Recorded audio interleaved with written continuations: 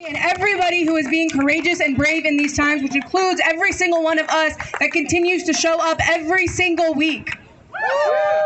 We know that Palestinian liberation does not exist in a vacuum. It is directly connected to issues that affect us here at home in Raleigh. So to give us a little bit more context about the Raleigh to Palestine movement, I want to invite up Tamo and then Des.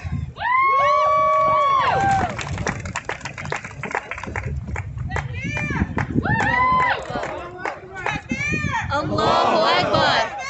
Allahu Akbar.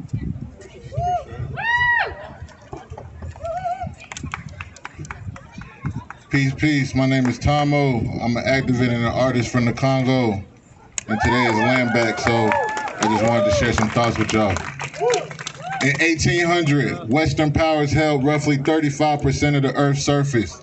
By 1878, they seized 67%. By 1914, European powers colonized about 85% of the earth as colonies, protectorates, dependencies, dominions, and commonwealths. Despite that, indigenous people never completely lost connections to their lands and waters. Colonizing powers used tactics such as violent occupation and repeated displacement to eliminate the anomalous spirit that the indigenous people represented. Being that they couldn't hide the land, they attempted to break their minds. You see, land is more than just property. Colonizers see land through the lenses of ownership and exploitation, but indigenous people see land as a social and intimate symbiotic relationship between all living and non-living things, which is the sole reason why many can never truly understand why Palestinians weep for their burning olive trees. The land owns and is never owned, and that connection can never be taken, stolen, or given back, something colonial minds will never comprehend. Land back is a reclamation of everything stolen from the original people. It is bringing our people with us as we move towards liberation and embody sovereignty through an organizing political and narrative framework. It is a catalyst for current generational organizers and centering voices who represent our future.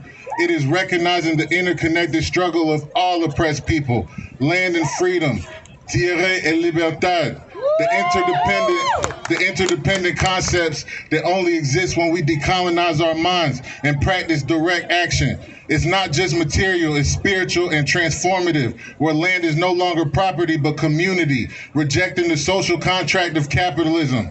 As we persistently take steps to ameliorate this distressful nightmare we have been witnessing for 175 days, these repugnant acts of inhumanity will never be normalized. 4,200 hours have unequivocally promulgated the terrible truths about our government and have radicalized us individually and mobilized us collectively.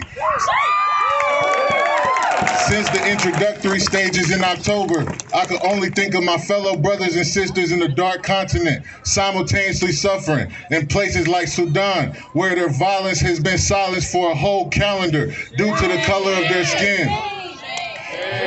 This week, we heard from Palestinian women who were sexually defiled by the most moral army in the world.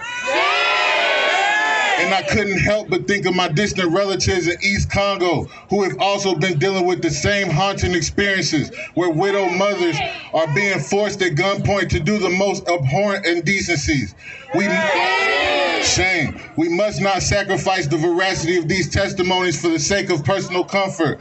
25 agonizing weeks, which is about the same time it takes for a baby to open its eyelids. Ironically, society's eyes have also been opened, and there is no turning back to the veils of ignorance and unawareness. Ultimately, we must work to demolish the walls of anti-Black racism, because fundamentally, our struggles are interminably connected.